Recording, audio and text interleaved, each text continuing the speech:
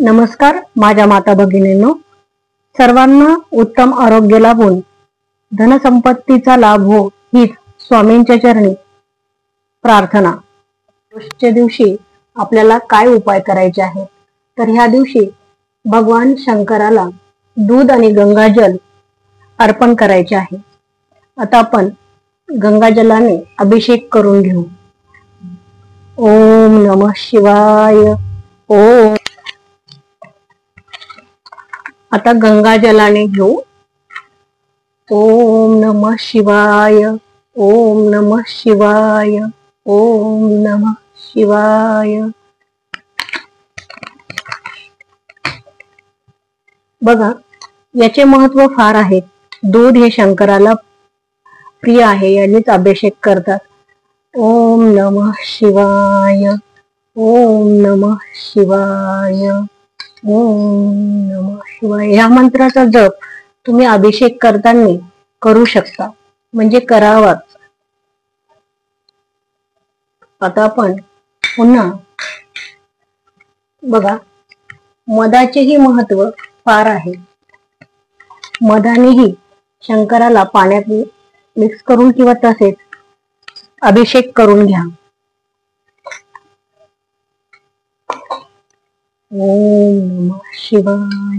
ओम नमः शिवाय। ओम नमः शिवाय।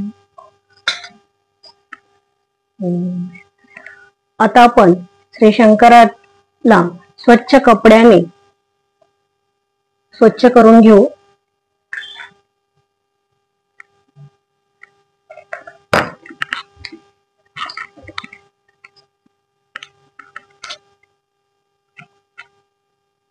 कारण गंगाजलाने आणि कच्च्या दुधाने आणि मधाने अभिषेक केल्यामुळे आपली सर्व दुःखे आणि कष्टे दूर होतात।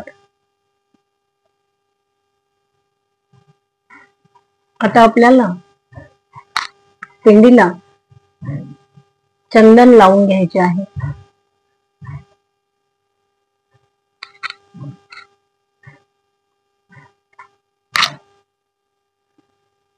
आता भस्म लावून घेऊ, कारण भस्म भगवान शंकराला अतिशय प्रिय आहे, त्यामुळे तुम्ही भस्म जरूर लावा।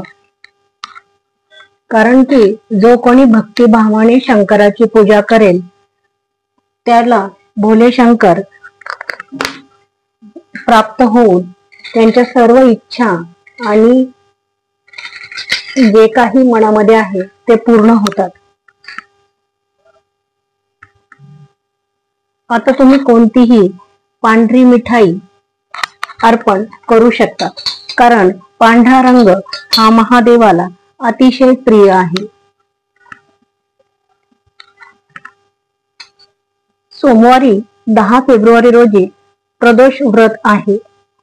आता त्याला सोमवारी प्रदोष व्रत आल्यामुळे अनन्यसाधारण महत्व प्राप्त झाले आहे।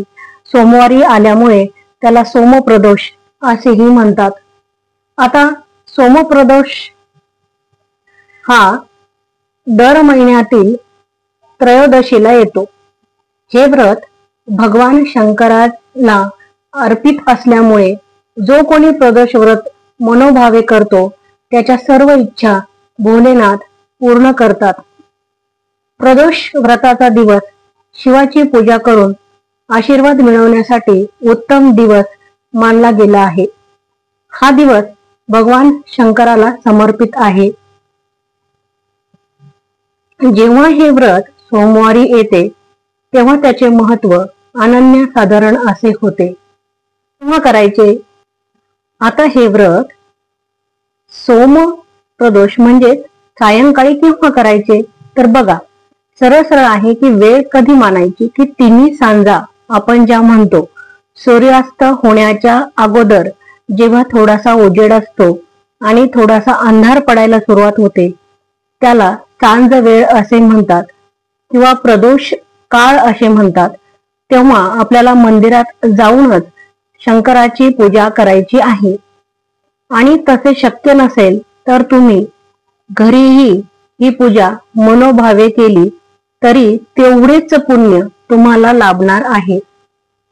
या दिवशी आता तुम्ही पांढरे वस्त्र परिधान करू शकता आणि पूजा करायची आहे। आता ह्यात काय उपाय करायचा आहे या दिवशी की ज्याने आपल्याला अनेक प्रकारचे फळ मिळते, म्हणजेच आपल्याला पितृ दोषापासून मुक्तता मिळते, ग्रहांच्या दोषांपासून मुक्तता मिळते आणि धनप्राप्ती आणि शिवाचा आशीर्वाद मिळून घरामध्ये शांतता निर्माण होते। तर बघा, या दिवशी भगवान शंकराच्या पिंडीवरती गंगाजल, कच्चे दूध आणि मधाने अभिषेक करायचा आहे। त्यामुळे सर्व संकटे आणि कष्ट दूर होतात। या दिवशी शिवशंकराला रुद्राभिषेक करायचा आहे, कारण की रुद्राभिषेक करण्याने सर्व ग्रहांच्या दोषांपासून आपल्याला मुक्ती मिळते।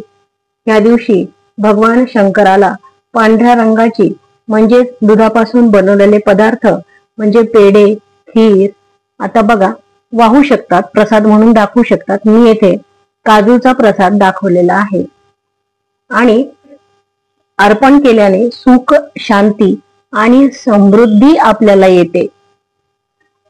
शिवशंकराला या दिवशी बेलपत्र, धोत्र्याचे फूल व फळ अर्पण करायचे आहे, कारण की ते शिवशंकराला अतिशय प्रिय आहे।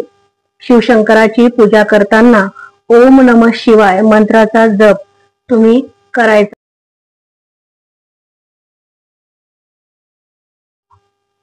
मंत्राचा जप केल्यानंतर तुम्ही 11वा अध्याय वाचू शकता। त्याचेही पुण्य अनन्यसाधारण असे आहे। शंकराच्या पिंडीवरती जल आणि काळे तीळ अर्पण करायचे आहे।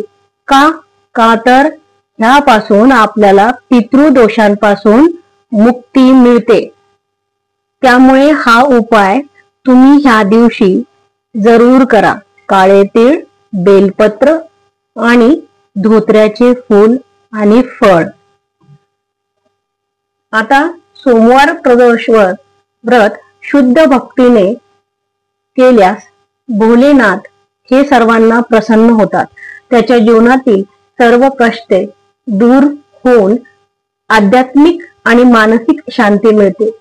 सोमवार प्रदोष व्रत केल्याने नकारात्मक ऊर्जा जाऊन सकारात्मक ऊर्जा जीवनामध्ये येते। महादेवाची षोडशोपचार पूजा करावी आणि त्यांचे नामस्मरण आणि स्तोत्र पठण करावे। त्यामुळे भोलेशंकर नावाप्रमाणेच भोळे आहेत आणि त्यांना आपली मनोभावे पूजा केल्याने भोलेनाथ खरंच आपल्यावरती प्रसन्न होऊन आपल्यावरती त्यांची कृपा दृष्टी नेहमी राहते। म्हणून असे हे प्रदोष व्रताचे अनन्यसाधारण महत्व आहे। माहिती आवडल्यास आणि उपाय आवडल्यास चॅनलला लाईक आणि सबस्क्राईब नक्की करा। धन्यवाद।